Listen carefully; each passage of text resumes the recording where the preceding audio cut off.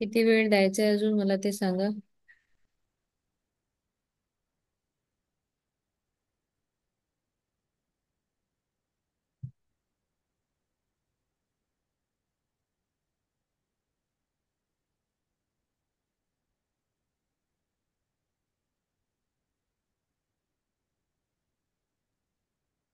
5 minute मिळेल. मला आवाज येत नाहीये. खूप हळू येतोय. 5 मिनिट अजून. हा.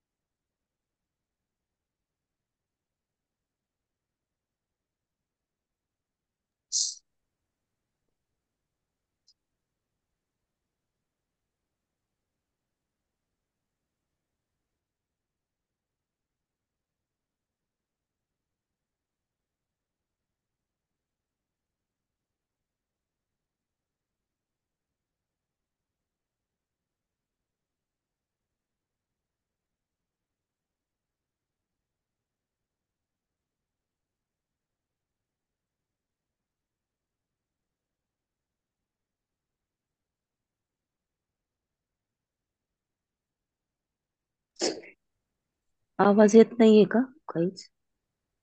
मी अजून सुरूच केलं नाहीये. तुमची ब्लेसिंग्स वगैरे लिहिणं व्हायची आहेत ना, म्हणून मी थांबलेली आहेत. सगळ्यांचं मी झालं. म्हणते का आवाज येत नाही. नाही. बरोबर. ब्लेसिंग्स लिहायचे आहे. डेलीचा हा तुमचं हो हे झालं पाहिजे ना. हो हो हो हो. कसं आता 1 मिनिट आहे, त्याच्यानंतर मी प्रार्थना सुरू करणार.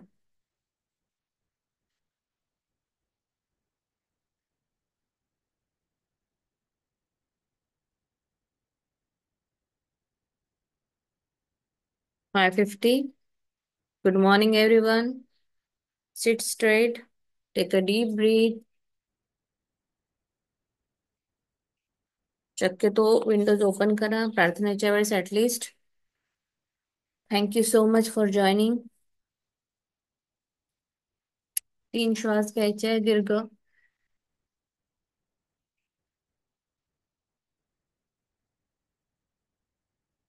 होल्ड. रिलीज. पुन्हा 3 श्वास. 1 सेकंड नंबरचा श्वास घ्या. Hold. Release. Last. Hold, release. धन्यवाद, धन्यवाद, धन्यवाद परमेश्वरा. आजच्या सुंदर दिवसासाठी तुझे खूप खूप आभार. आजचा दिवस हा अतिशय उत्साही, आनंदी, ऊर्जा शक्तीने भरलेला आहे. नवीन नवीन गोष्टी शिकण्यासाठी, नवीन दिवस हा मला माझ्या जीवनात दिल्यासाठी तुझे खूप खूप आभार. मी जिवंत आहे, श्वास घेते आहे, माझं शरीर खूप सुदृढ आहे, मी सगळ्या गोष्टी अनुभव करत आहे. यासाठी खूप खूप धन्यवाद. माझे सगळे परिवारजन खूप छान आहेत, व्यवस्थित आहे, सुदृढ आहे, त्यासाठी धन्यवाद. परमेश्वरा, मला मनुष्यरूपी देह देण्यासाठी तुझे खूप आभार. धन्यवाद माझ्या आईसाठी जिने मला जन्म दिला. धन्यवाद माझ्या वडिलांसाठी ज्यांनी माझं पालन पोषण केलं. धन्यवाद माझ्या नवऱ्यासाठी जे मला खूप प्रेम करतात. मला हवं त्या सगळ्या वस्तू घेऊन देतात. मला छान ट्रीट करतात. धन्यवाद माझ्या मुलीसाठी जी खूप हुशार आहे आणि मला मातृत्वाचं दान तिने दिलेलं आहे. धन्यवाद, धन्यवाद, धन्यवाद. धन्यवाद पंचतत्वासाठी. धरती माता जी मला सतत ग्राउंडेड राहायला शिकवते. ती मला फळं, फुलं, भाज्या सगळ्या गोष्टी देते. नवीन नवीन ठिकाणी मी जाते. धरती माता तुझे खूप आभार. अग्निदेवतेसाठी खूप आभार. सूर्यप्रकाश जो नवीन चैतन्य, ऊर्जा, शक्ती आपल्यामध्ये निर्माण करतो, त्या सूर्याला खूप खूप धन्यवाद. रोज एक नवीन दिवस चैतन्य घेऊन येतो आणि नवीन दिवसाची नवीन सुरुवात जोमाने करायचं शिकवतो. धन्यवाद अमृत तुल्य पाण्यासाठी जी तृष्णा भागवतं. उन्हाळ्यामध्ये पाणी, एक ग्लास पाणी याचं महत्व आपल्याला कळतं किती आहे. पाणी हे अतिशय महत्वाचं घटक आपल्या आयुष्यामध्ये आहे. दिवसभराच्या सगळ्या दैनंदिन कामामध्ये पाण्याचा आपल्याला भरपूर प्रमाणामध्ये उपयोग होतो. त्या पाण्यासाठी खूप खूप धन्यवाद.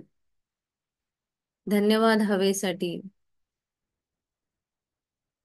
हवेची एक झुळूक आपल्या मनामध्ये नवीन ऊर्जा निर्माण करते, एक नवीन ताजगी निर्माण करते. ती शुद्ध हवा, त्या हवेसाठी खूप खूप धन्यवाद. धन्यवाद स्पेस एलिमेंट, आकाश तत्वासाठी, ज्यामुळे मी बोललेलं ऐकू जातं. मी घरामध्ये फिरते, कपाटात माझ्या स्पेस आहे, किचन मध्ये स्पेस आहे, भांडी ठेवते व्यवस्थित. या सगळ्यांसाठी खूप खूप धन्यवाद. धन्यवाद, धन्यवाद, धन्यवाद. धन्यवाद या पूर्णत्वाच्या दिवसासाठी, संपूर्णत्वाच्या दिवसासाठी, माझ्या परिपूर्ण दिवसासाठी खूप खूप धन्यवाद. आश्चर्यामागून आश्चर्यकारक आणि चमत्कारामागे चमत्कार अशा नवीन नवीन छान गोष्टी माझ्या आयुष्यामध्ये रोज घडत आहे. माझ्यामध्ये दैवी प्रेमाचा संचार आहे आणि त्या दैवी प्रेमामुळे मी, मला ज्यांनी दुखवलं त्यांना क्षमा करते, त्यांना माफ करते. आणि माझ्याकडून नकळत कुणाला दुखवलं गेलं असेल तर मी त्यांची माफी मागते. माझ्या परमेश्वरा, माझ्यामध्ये प्रेम, सद्भावना, शांती या सगळ्या गोष्टी तू दिल्या आहेस त्यासाठी तुझे खूप आभार. आभार माझ्या सगळ्या नातेसंबंधांसाठी, आभार माझ्या मित्रमैत्रिणींसाठी, आभार माझ्याकडे असलेल्या भरपूर प्रमाणामध्ये, प्रचंड प्रमाणामध्ये असलेल्या पैशांसाठी खूप खूप धन्यवाद. धन्यवाद, धन्यवाद, धन्यवाद. मी पद्मपदम भाग्यशाली आहे. परमात्माचा सदा साथ आणि हात माझ्या डोक्यावर आहे. मी परमेश्वराची अतिशय लाडकी संतान आहे. माझ्या परमेश्वर माझ्या सतत सोबत असतो. माझं प्रत्येक कामामध्ये मला फक्त यश आणि कीर्तीच प्राप्त होते आहे. मी स्वतः एक यश आहे. मी जिंकण्यासाठी माझा जन्म झालेला आहे. आजचा दिवस माझ्यासाठी सर्वोत्तम, सर्वोत्कृष्ट दिवस आहे. मी पैशाची चुंबक आहे. पैसा माझा सगळ्यात छान मित्र आहे. पैसा माझ्यावर खूप प्रेम करतो. धन्यवाद, धन्यवाद, धन्यवाद. मी भाग्यवान आहे. मी भाग्यवान आहे. मी भाग्यवान आहे. आपल्या धरती मातेला वंदन करायचंय. आपल्या आतमध्ये असलेल्या परमपिता परमेश्वराला वंदन करायचंय. माझ्यासमोर बसलेल्या सगळ्या आत्म्यांना माझं आत्मवंदन. तुमच्या आयुष्यामध्ये खूप प्रगती होऊ दे. तुमची स्वप्न लवकर पूर्ण होत आणि तुम्ही रोज जोमाने प्रॅक्टिस करावं, हीच ईश्वरचरणी प्रार्थना. धन्यवाद, धन्यवाद, धन्यवाद. धन्यवाद झूम, धन्यवाद लॅपटॉप, धन्यवाद Pratibha ma'am, and thank you everyone.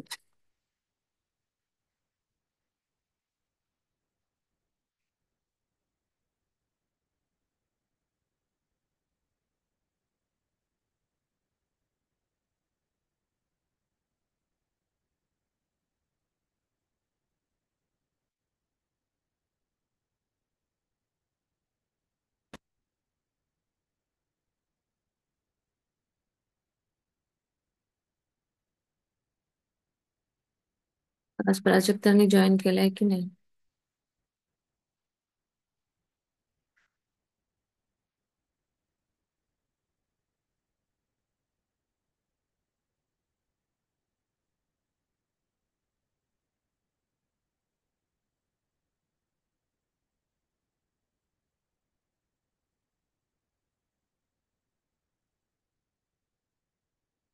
प्राजक्तांनी join केलंय का आज? नाही केलेली मॅम. ओके, ठीक आहे. मग मीच वाचते. कोणाला वाचायचं की मी वाचू? वाचा तुम्ही. आणि विक्रीमध्ये यशस्वी कसे व्हावे?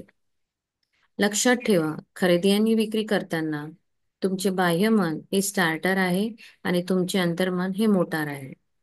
तुम्ही स्टार्टरद्वारे मोटार सुरू कराल तर ती काम सुरू करेल.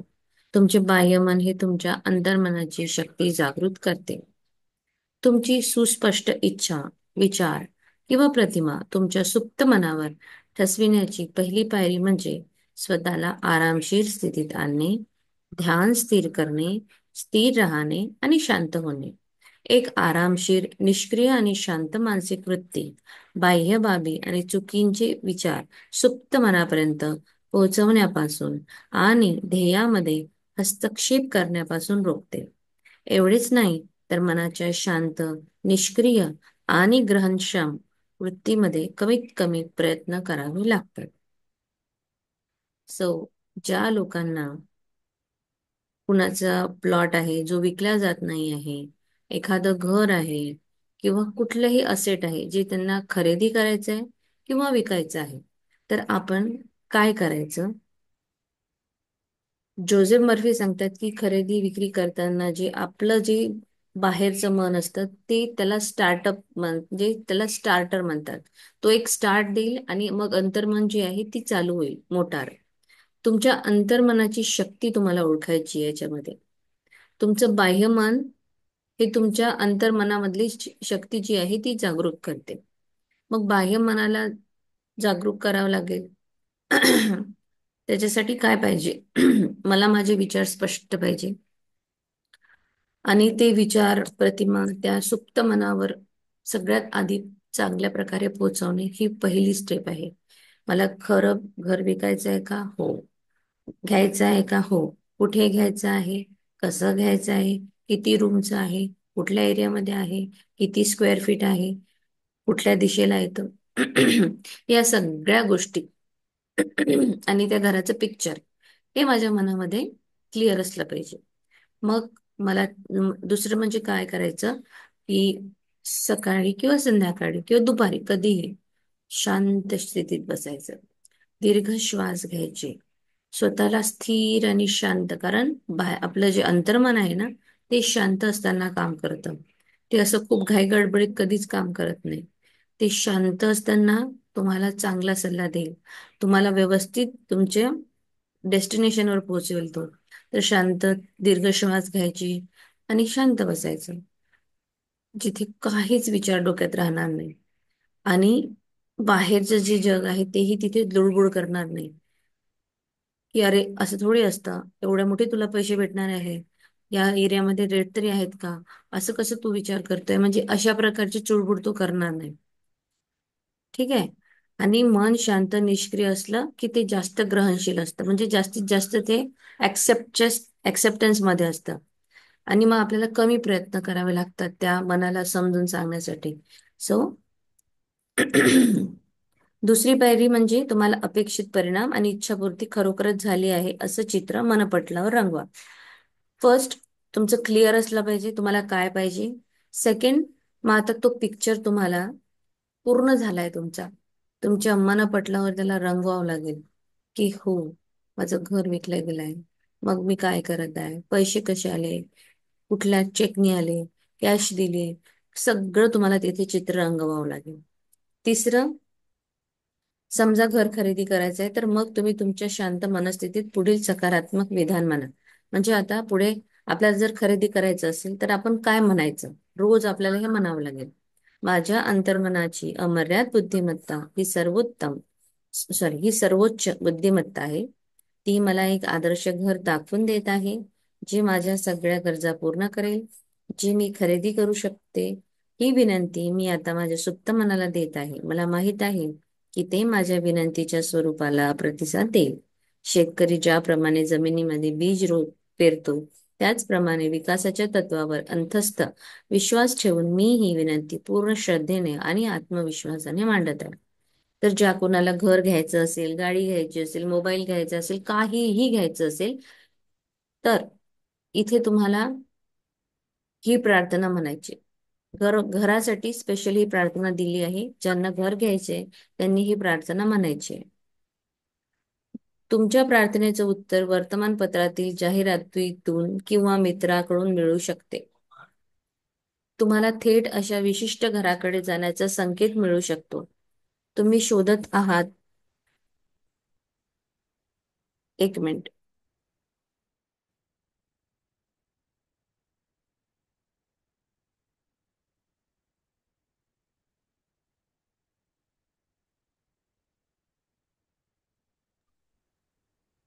स प्रार्थना आपल्याला काय, कुठेही आपल्याला क्लू मिळू शकतो. एखादा मित्र आपल्याला येऊन सांगेल किंवा एखादी जाहिरात आपल्या चेहऱ्यासमोर येईल. अ, कुठून तरी क्लू मिळेल तुम्हाला, संकेत तो तुम्हाला देईल. तुम्ही जे शोधता, अचानक कुणीतरी सांगेल की अरे या एरियामध्ये घर आहे, तुम्हाला ज्या एरियामध्ये घ्यायचं होतं त्याच एरियाचं तुम्हाला घर मिळेल. किंवा अचानक असं काहीतरी होईल की न्यूजपेपरमध्ये तुम्ही ते वाचाल किंवा तुमच्या मोबाईलमध्ये ते फ्लॅश एखादा व्हॉट्सअपवरच तुम्हाला येऊन जाईल. सो अशा प्रकारचे तुम्हाला संकेत मिळतील. प्रार्थनेचे उत्तर पुष्कळ प्रकारे दिल्या जाऊ शकते. मुख्य म्हणजे तुम्हाला तुमच्या अंतर्मनाच्या कार्यावर पहिले तर विश्वास असला पाहिजे की हो, मला माझ्या प्रार्थनेला उत्तर मिळणार आहे. माझं अंतर्मन मला मला जे हवंय तेच मला देणार आहे. आणि त्याप्रमाणे तुमच्या प्रार्थनेचं उत्तर दिल्या जाईल. समजा खरेदी करण्याऐवजी जर तुम्हाला घर, जमीन किंवा मालमत्ता विकायची आहे, तर मग काय करायचं? अंतर्मनाच्या अमर्याद बुद्धिमत्तेवर अवलंबून राहण्याचं हे धोरण तुम्हाला अचूक मार्गदर्शन करेल. आता इथे एक स्टोरी दिलेली आहे की कसं त्या व्यक्तीने आपलं घर विकलं. ओके. सो खरेदीऐवजी तुम्ही तुम्हाला फक्त आपल्या सबकॉन्शियस माइंडला सांगायचं आणि त्याच्यावर अवलंबून राहायचंय. त्याला सांगायचं की मला मार्गदर्शन कर बाबा, मला माझं घर विकायचं आहे किंवा घ्यायचं आहे, तू मला योग्य ठिकाणी योग्य माझ्या गरजेनुसार मला जसं हवं तसं घर मिळून दे. मग तो त्याप्रमाणे तुम्हाला घेऊन जाईल. सेम असं लॉस एंजेलिसमध्ये जेव्हा जोझेफ मर्फी यांचं घर विकताना त्यांनी हे तंत्र वापरलेलं आहे. हे तंत्र त्या माझ्या ओळखीच्या अनेक रिअल इस्टेट ब्रोकर्सला त्यांनी मग सांगितलं. तेव्हा त्यांनी ते वापरण्यास सुरुवात पण केली आणि त्या तंत्रामुळे त्यांना असे उल्लेखनीय परिणाम मिळत गेले. एक्सलंट परिणाम मिळत गेले. मी माझ्या घरासमोरील लॉनवर एक सूचना फलक लावला होता, ज्यावर लिहिले होते विकणे आहे. त्या रात्री झोपण्यापूर्वी मी स्वतःला विचारले, समजा तुला घरासाठी खरेदीदार मिळाला तर तू काय करशील? मी माझ्या स्वतःच्या प्रश्नाचे उत्तर दिले आणि मी म्हणालो, विकणे आहेचा फलक काढून कचऱ्यात फेकून दे. आता सिंपल गोष्ट आहे. मी पहिले काय केलं? माझं घर विकायचं होतं, मी बोर्ड लावला. बोर्ड कशाचा लावला? विकणे आहे. ठीक आहे. मग फर्स्ट, जर मला कुठला कस्टमर आला माझ्याकडे आणि त्याने म्हटलं मी तुमचं घर घेतो, तर सगळ्यात पहिली गोष्ट मी ऍड जी दिलेली आहे ती काढून टाकेल. कारण माझं काम झालं आहे. मला कस्टमर मिळाला, माझ्या कस्टमरनी माझं घर घेतलं, तर पहिलं काम हे करेल ना. मग सेम त्यांनी तसंच केलं. ती झोपल्यास म्हणजे ते आपल्या कल्पना म्हणजे जेव्हा ते स्वप्न बघायचे, त्यांनी जेव्हा ते इमॅजिनेशन सुरू केलं, तर सगळ्यात आधी काय, जो बोर्ड त्यांनी घराच्या समोर लावला होता विकणे आहेचा, तो त्यांनी काढून कचऱ्यामध्ये टाकला. रोज ते बघायचे, रोज मला खरेदीदार मिळाला, मी तो कचऱ्यामध्ये फलक टाकत आहे. माझ्या मनाच्या आतील पटलावर मला एक दृश्य दिसले. मी तो फलक पकडला, जमिनीतून खेचून वर काढला, खांद्यावर ठेवला आणि गॅरेजमध्ये जाऊन जमिनीवर फेकून दिला. आणि त्या फलकाला गमतीने म्हणालो, मला आता तुझी गरज नाही. काम पूर्ण झाल्याचा मनस्वी समाधानाने मी झोपी गेलो. म्हणजे हे त्यांचं स्वप्न होतं. त्यांनी काय केलं, एक पिक्चर, एक इमॅजिनेशन बघायला लागले, की तो जो फलक, तो जो बोर्ड त्यांनी घराच्या समोर लावला होता, तो त्यांनी उचलला, खांद्यावर घेतला, गॅरेजमध्ये गेले, ते फेकला. आणि त्याला फेकताना असं खाटकीने फेकून नाही दिलं, त्याला असंच ठेवलं तिथे. आणि त्या फलकाला सांगितलं की अरे बाबा, आता तुझं काम संपलं आहे, ठीक आहे, आता तू इथे थांब, मला ना छान कस्टमर भेटला आहे. आणि ही सगळं करून ते समाधानाने झोपी जायचे. हे रोज त्यांचं काम होतं. रोज ते इमॅजिनेशन करायचे. दुसऱ्या दिवशी एका माणसाने मला त्या घराच्या खरेदीसाठी काही टोकन रक्कम दिली आणि म्हणाला, आता तुम्ही तो फलक काढून टाकू शकता, तुम्हाला त्याची गरज नाही. मी त्याच्या सूचनेचे पालन केले. मी साईन बोर्ड वर काढला आणि फेकून दिला. मग असं झालं की एक व्यक्तीने जेव्हा ते फलक बघितलं आणि त्याचप्रमाणे सेम त्यांना एक कस्टमर मिळाला. त्यांनी त्यांना टोकन अमाऊंट दिलं आणि म्हटलं की आता हा मी घर घेणार आहे, टोकन अमाऊंट तुम्हाला दिली आहे, तुम्ही हा बोर्ड काढून फेकून द्या. ठीक आहे, हा साईन बोर्ड तुम्ही काढून टाका. सो तुमच्या अंतर्मनावर जशी प्रतिमा ठसवली असेल, तशाच ती तुमच्या बाह्य जगात दिसून येईल. बाह्य स्वरूप आतील स्वभावाचे प्रतिबिंब दाखवते. बाह्य कृती अंतर्गत क्रियेच्या मागे लागते. बाह्य कृती ही नेहमी अंतर्गत कृतीचे अनुसरण करते. यात नवीन काही नाही. म्हणजे जी तुम्ही तुमच्या सबकॉन्शियस माइंडवरची प्रतिमा अ, ठेवली आहे, ठसवली आहे, ती तशीच तुम्हाला आउटर वर्ल्डमध्ये दिसेल, बाहेरच्या जगामध्ये. कारण दोघंही एकमेकांचं प्रतिबिंब आहे. मी जशी बाहेर उभी आहे तशीच मी आरशात दिसते ना. मग बाह्य स्वरूप हे आतलं प्रतिबिंब आहे. बाहेर जी कृती करू तीच अंतर्गत क्रियेच्या मागे लागते. सो बाह्य कृती ही नेहमी अंतर्गत कृतीचं अनुसरण करत असते. सो घर, जमीन किंवा मालमत्ता विकण्याचा आणखी एक प्रभावी मार्ग येथे देत आहे. हे सकारात्मक विधान हळूहळू, शांतपणे आणि मनापासून करा. पुन्हा त्यांनी एक दुसरं विधान पण आपल्याला दिलंय. पण जेव्हा आपण हे विधान करतो, तेव्हा आपल्याला शांत बसायचं आहे, शांतपणे ते म्हणायचं आहे. अमर्याद बुद्धिमत्ता मला या घराच्या खरेदीकडे आकर्षित करत आहे. ज्याला जे हवे आहे आणि तो त्या घरात समृद्ध होईल. हा खरेदीवर हा खरेदीदार माझ्या अंतर्मनाच्या सर्जनशील बुद्धिमत्तेने माझ्याकडे पाठवला आहे, जो कधीही चुका करत नाही. खरेदीदाराला अजून बरेच घरे दिसतील, पण माझे घर त्याला आवडेल आणि तो ते विकत घेईल. कारण त्यातील असीम बुद्धिमत्ता त्याला मार्गदर्शन करेल.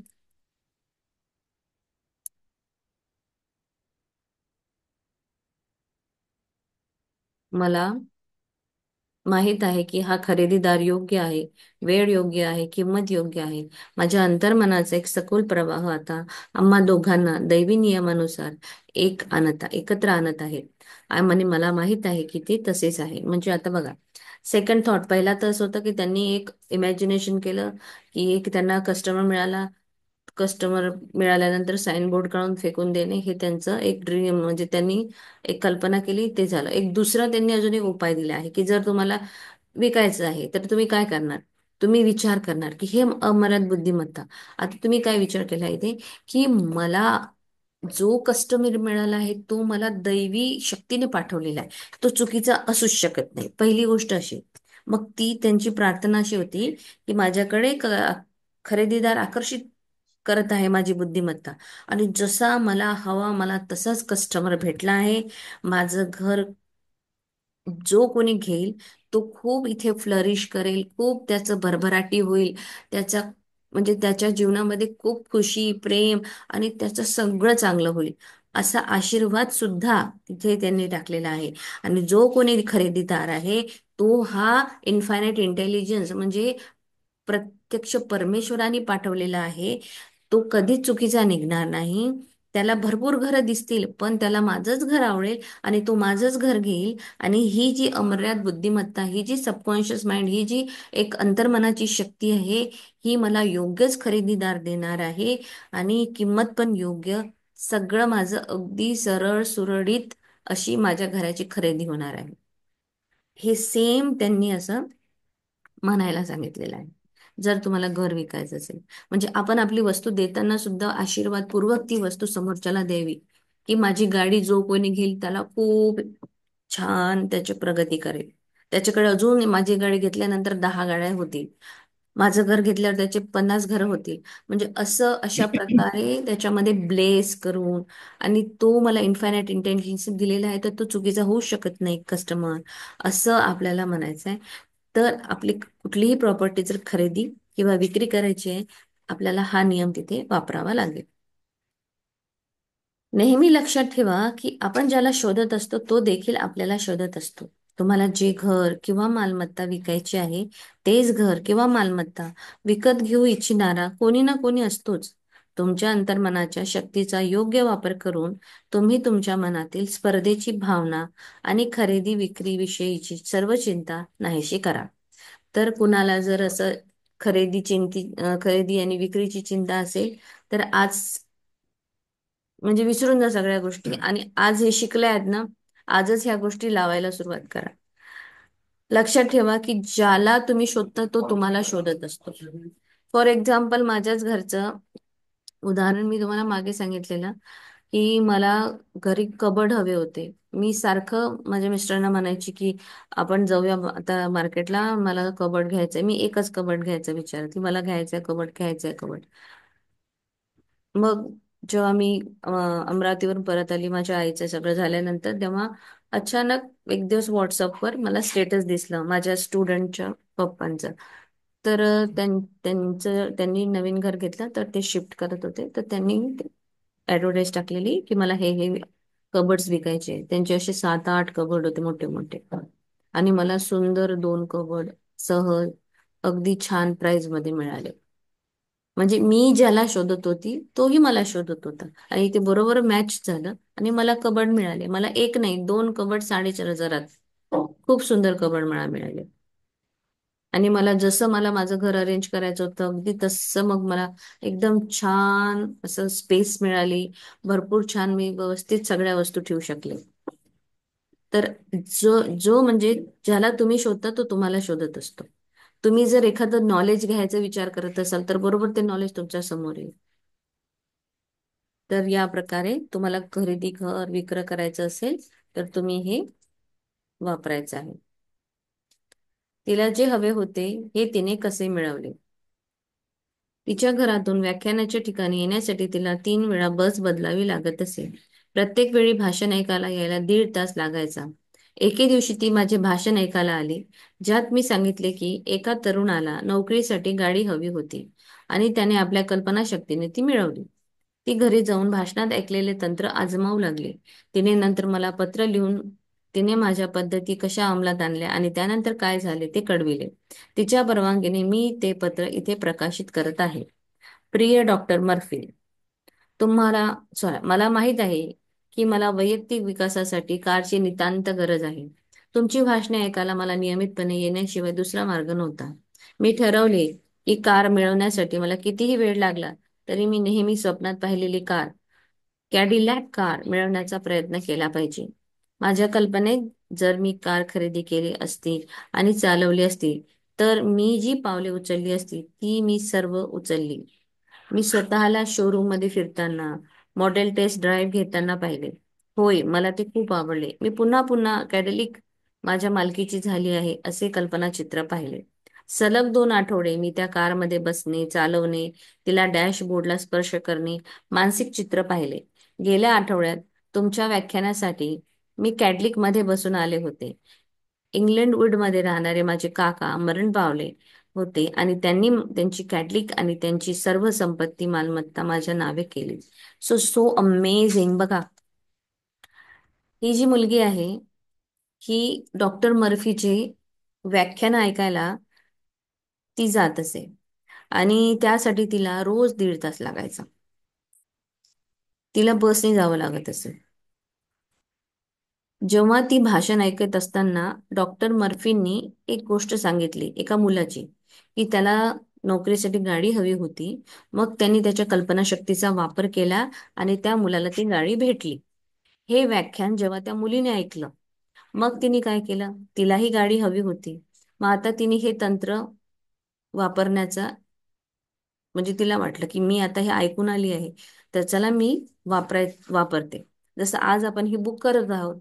आय डोंट नो की तुम्ही किती लोक तुमच्या आयुष्यामध्ये या गोष्टीचा वापर करत आहात, तुमच्या कल्पनाशक्तीचा वापर करत आहात. आपण रोज वाचतो आहे, अटेंड करतो आहे, शिकतो आहे, त्याही पेक्षा जास्त महत्वाचं आहे की अ, तुम्ही त्याच्यावर किती विश्वास ठेवून ते तुमच्या आयुष्यामध्ये त्याचा इम्प्लिमेंट करत आहात. हे सगळ्यात महत्वाची गोष्ट आहे. त्या मुलीने ऐकलं. तिने जसा तो इन्सिडेंट ऐकला की बाबा या मुलाला गाडी भेटली, मग तिने ती गोष्ट स्वतःसाठी वापरण्याचा प्रयत्न केला. हे तंत्र तिने आजमावलं. मग तिने काय केलं, तिने पत्र पाठवलेलं आहे डॉक्टर मर्फींना की तिने त्या मुलाची गोष्ट ऐकल्यानंतर कसं तो कशी ती कल्पना केली. तिने काय कल्पना केली की वाव, मला माझ्या स्वप्नात पहिली कार, माझी ती कॅडलिक कार. मग त्या कॅडलिक कारचं तिने स्वप्न बघितलं की ती कार चालवत आहे. स्वप्न बघितलं की शोरूम मध्ये फिरताना त्या मॉडेलची टेस्ट ड्राईव्ह घेत आहे. टेस्ट ड्राईव्ह घेताना तिला खूप मजा येत आहे. ती कार तिच्या मालकीची झाली. तिला ती कल्पना चित्रात ती सगळं रंगवू लागली. कारचा स्पर्श, कारचं म्हणजे तिने चालवणे, डॅशबोर्डला हात लावणे, अशी सगळी मानसिक चित्र तयार केली. कंटिन्यू तिने बस ह्याच झोन मध्ये राहिली की माझी कॅडलिक कार माझ्याजवळ आली आहे, मी कॅडलिक कार घेऊन सरांच्या व्याख्यानाला जात आहे. या प्रकारे तिने तिचं स्वप्न रंगवायला सुरुवात केली आणि तिची कार तिला सेम कॅडलिक कारच तिला मिळाली. आणि तिने कॅटलिक कार मध्ये जाऊन सरांचं नेक्स्ट व्याख्यान अटेंड केलं. कसं झालं हे, अचानक तिचे जे इंग्लंड वूड मध्ये राहणारे काका होते ते मरण पावले आणि त्यांची कार त्यांनी हिच्या नावावर केली. आणि एवढंच नव्हे तर जसं आपल्या मराठीमध्ये म्हण आहे ना, आंधळा मागतो एक एक डोळा, देव देतो 2 डोळे, असं असते ना की काय म्हणतात त्याला, जब भी देता छप्पर फाड़ के, ऊपर वाला जब भी देता देता छप्पर फाड़ के. तर हिला सरप्लस भेटलं, त्याचे एक्स्ट्रा भेटलं. गाडी तर भेटलीच, पण त्या काकांची जी सगळी मालमत्ता होती, जी इस्टेट होती, तीही तिला मिळाली. असा प्रचंड कल्पनाशक्तीचा आणि पॉझिटिव्हिटीचा मोठा परिणाम हा इथे या मुलीने खरं करून दाखवलेला आहे. आणि ह्या सगळ्या खऱ्या स्टोरीज आहेत. जे डॉक्टर मर्फी त्यांचे जे व्याख्यान करायचे, त्यांच्या ज्या क्लायंट्स होते, त्या सगळ्यांची त्यांनी पूर्ण A to Z स्टोरीज आपल्याला भरपूर सांगितलेलं आहे की कसा त्या लोकांनी कल्पनाशक्तीचा वापर केला आणि त्यांच्या जीवनाला समृद्ध बनवलं. सो आपण ही पुस्तक करत आहोत, तर मीही एक्सपेक्टेड करते आहे की तुम्ही सगळ्यांनी ते करा.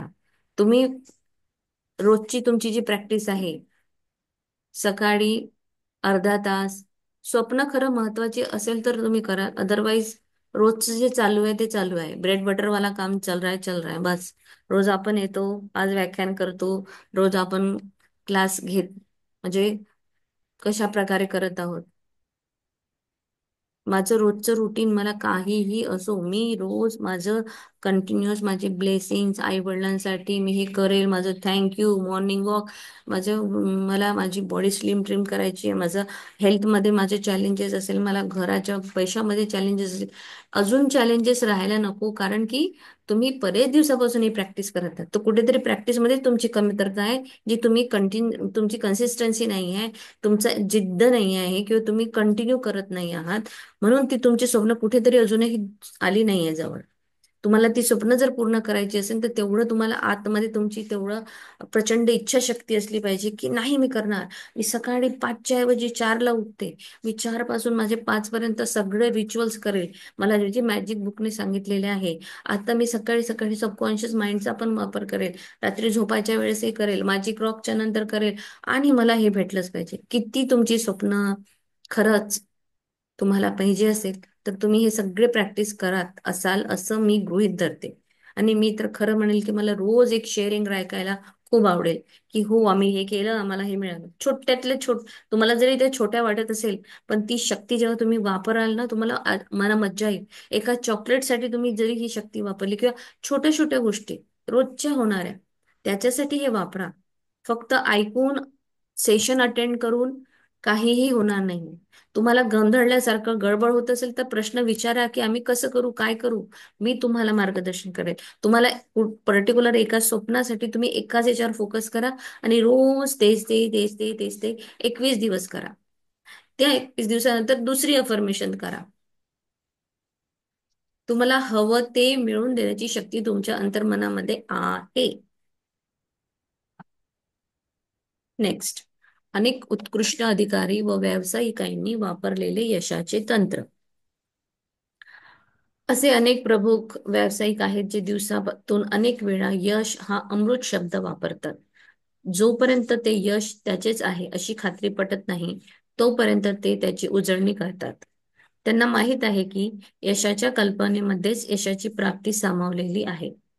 त्याच्याप्रमाणेच तुम्हीही श्रद्धा आणि आत्मविश्वासाने यश हा शब्द पुन्हा पुन्हा म्हणा. तुमचे अंतर्मन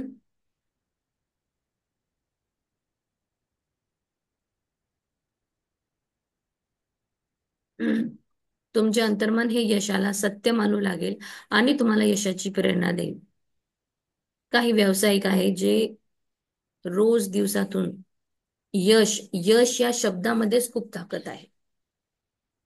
हा यश अमृत शब्द शांत अवस्थेमध्ये यश यश यश असं वापरतात. आणि तोपर्यंत वापरतात जोपर्यंत त्यांची खात्री पटत नाही की यस मला यश मिळणार आहे. यशाच्या कल्पनेमध्येच यशाची प्राप्ती सामावली आहे. यश ही कल्पनाच एक खूप सुंदर कल्पना आहे की वाव माझ्या जीवनात मला यश मिळत आहे. माझ्या प्रत्येक कामामध्ये यश आहे यश आहे यश आहे यश आहे यश आहे. ही जी कल्पना आहे हीच एक मोठी कल्पना आहे.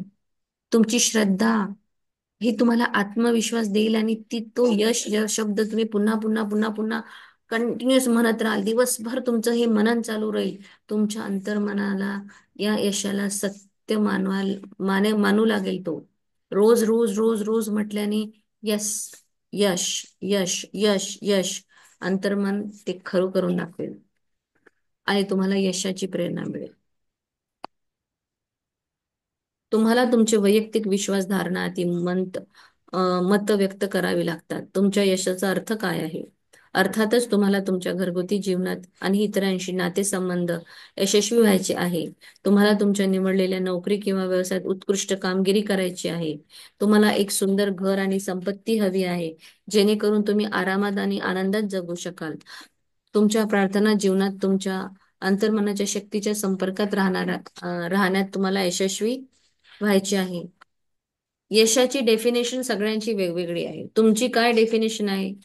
की तुम्ही रोज शांत झोपत आहात म्हणजे तुम्ही तुमच्या जीवनामध्ये यशस्वी आहात. तुमची कुठली कल्पना आहे की तुमच्याकडे भरपूर पैसा आहे मग आता हे तुमच्यासाठी यश आहे?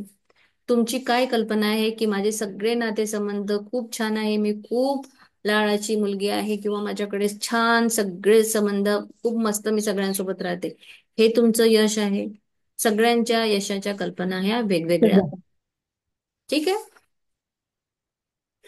कोण बोललंय? एनिवन काही म्हणायचं का? नाही. सो कुणाला यश म्हणजे श्रीमंत होणे असं असतं. कुणाचं यश म्हणजे मी सगळ्यांसोबत खूप प्रेमाने आदराने वागता हे आहे. सगळ्यांच्या यशाच्या कल्पना हे वेगळं असतं. कुणाचं आहे की वा माझं जीवन खूप बॅलन्स आणि छान चालू आहे. आपलं कमवणे खाणे आणि आमचं घर आणि आम्ही झालं हे आमच्यासाठी यश आहे. यशाची कल्पना सगळी वेगवेगळी आहे. तुमची कुठली आहे तुम्ही विचार करा. यश आपण जरी म्हटलं, पण आता यश कधी कधी काय असतं, माझ्या जीवनामध्ये मी समजले मी यशस्वी आहे. पण यशस्वी मी कधी होईल, जेव्हा माझं सगळं हे बॅलन्स लाईफ चालत आहे. माझा क्लास छान होत आहे, मी माझं घरातलं काम छान करते आहे, माझा व्यवसाय छान सांभाळते, छान शांत माझ्या स्वतःसाठी मी टाइम देते आहे. माझे क्लायंट्स, माझे घरातले सगळे नातेसंबंध, माझा संध्याकाळचा वॉक, माझं छान जेवण, सगळं प्रॉपर तरीका, पूर्ण प्रॉपरली माझं each and everything going smoothly, that is called यश. जिथे मला धावपळ नाही, हे करायचंय ते करायचंय, माझ्याकडे टाइम नाही, मी हे जातो, मला इथे जायचं होतं, माझा क्लास राहिला, मी क्लास नाही करू शकले, मला हे करायचं होतं. हे जे धावपळ आहे, जी स्थिरताच नाहीये, जी शांतताच नाहीये मनाला, स्टेबिलिटी नाही आहे, त्याला यश म्हणता येणार नाही. सक्सेसफुल यश म्हणजेच सक्सेसफुल लिव्हिंग. जेव्हा तुम्ही शांत, पीसफुल, जॉयफुल असता आणि तुम्ही तेव्हा काम ते आनंदाने करू शकता. तुम्हाला हे करायचंय, ते करायचंय, ते करायचंय, तुम्हाला एक तुमच्याकडे एक शक्ती आहे. ती शक्ती तुम्ही एकाच दिशेने जर वापरली, तर ते काम तुमचं लवकर होईल आणि चांगलं होईल. पण तुम्ही इथे क्लास करतात, इकडे हे करतात, ते करतात, ते करतात, 100 गोष्टी तुमच्या सुरू आहेत. नॅचरली आता सकाळची वेळ आहे, सगळ्यांना कामं असतील, नो डाऊट. पण सॅटर्डे संडे किंवा मला इकडे जायचं आहे, मला तेही काम करायचं आहे, पहिले फोकस्ड एक काम कंप्लीट झालं पाहिजे. मी जेवण करते ते मी फक्त जेवणावर फोकस करेल, मी मोबाईल बघणार नाही. मी मोबाईल बघतेय ते मी फक्त मोबाईल बघेल. मी एखादं पुस्तक वाचत आहे मी फक्त पुस्तक वाचेल. मी कुठलंच काही करणार नाही. मी पूजा करते तर मी पूजा इतकी समाधानाने, इतकी शांततेने, इतकी छान करेल की माझ्या परमेश्वरासोबत मी खूप बोलेल, की मला आजूबाजूचे आवाजही ऐकू येणार नाही. इतकी एकाग्रता, इतकं एक चिंतन, इतकं व्यवस्थित तुम्हाला असलं पाहिजे. मी जर कुठली ट्युशन्स घेत आहे तर माझं ट्युशन म्हणजे ट्युशनच माझं ध्येय असलं पाहिजे. मी इकडे तिकडे हे ते नाही, माझ्या मुलांना मला शिकवायचं आहे. मग त्या फील्डमध्ये मला तेवढं पर्टिक्युलर व्हावे लागेल, मला त्या गोष्टीचं नॉलेजही द्यावं लागेल. मी इथे बसली आहे, माझी मुलगी उठली आहे, तिची शाळा आहे, मी सध्या तिथे काहीच लक्ष देत नाही. मला माहित आहे 30 झाले की मी इथून उठेल, मी तिथे मग नंतर जाईल. पण सध्या मी स्थिर आहे, शांत आहे, तुम्हाला समजून सांगते सगळ्या गोष्टी. माझ्या डोक्यामध्ये हे नाहीये, अरे ती उठली, अरे झाली, आता हे वाचायचंय ते काय करायचंय, नाही. मी शांत आहे, कारण मला माहिती आहे माझं लिमिट कुठे आहे. 6:30च्या पुढे मला बसायचं नाही. सो याला म्हणतात यश. सगळ्यांची आपापली वेगळी वेगळी कल्पना आहे यशाची. पण तुम्हाला तुमच्या कार्यामध्ये कन्सिस्टन्सी करावी लागेल, तुम्हाला रोज त्या गोष्टी लिहाव्या लागतील. जर तुम्ही त्या गोष्टी रोज लिहिल्या नाहीत, केल्या नाहीत, तर तुम्हाला तो परिणाम दिसणार नाही जो तुम्हाला हवा आहे.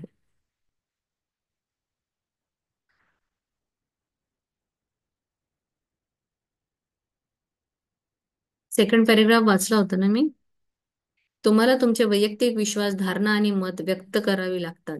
तुमच्यासाठी यशाचा अर्थ काय आहे, तुम्हाला स्वतःला विचारायचं आहे. अर्थातच तुम्हाला तुमच्या घरगुती जीवनात किंवा इतरांशी नातेसंबंधात यशस्वी व्हायचे आहे. तुम्हाला तुमच्या निवडलेल्या नोकरी व्यवसायामध्ये उत्कृष्ट कामगिरी करायची आहे. तुम्हाला एक सुंदर घर आणि संपत्ती हवी आहे, जेणेकरून तुम्ही आरामात आणि आनंदात जगू शकाल. तुमच्या प्रार्थना जीवनात आणि तुमच्या अंतर्मनाच्या शक्तीच्या संपर्कात राहण्याचा तुम्हाला यशस्वी व्हायचे आहे. म्हणजे ही सगळी कारणं आहे जिथे तुम्ही यशाची तुमची कामगिरी बजावू शकता. तुम्हाला यश कसं आहे ते तुम्ही विचारायचं आहे. तुम्ही एक व्यावसायिक देखील आहात, कारण तुम्ही उदरनिर्वाहाच्या व्यवसायात आहात. तुम्हाला काय करायचे आहे, तुम्हाला काय मिळवायचे आहे, तुमची कल्पना करून एक यशस्वी व्यावसायिक व्हा. कल्पनाशील व्हा. यशाचे खरे चित्र मानसिकदृष्ट्या पहा.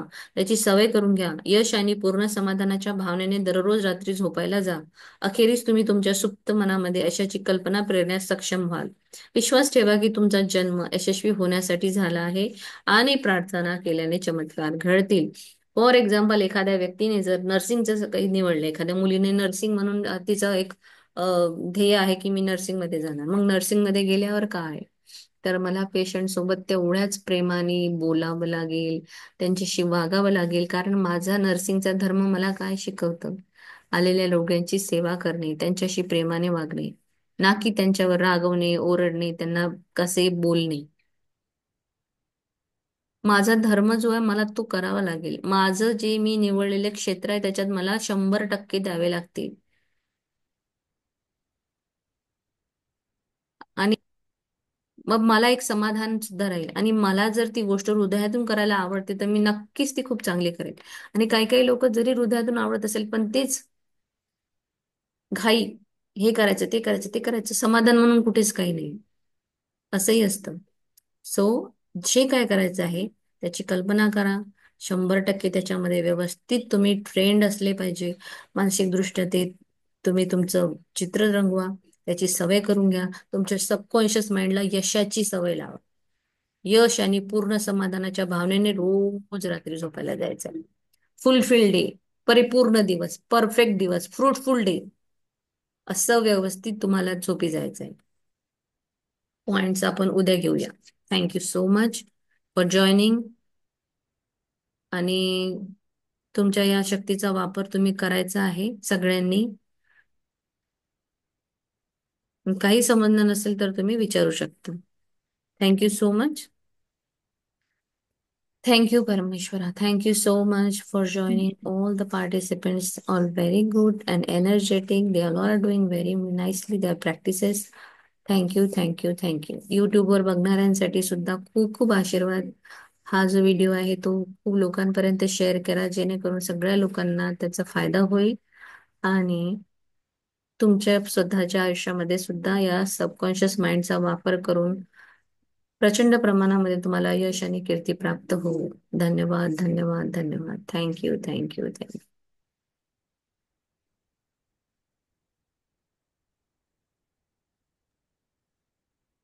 Thank you ma'am.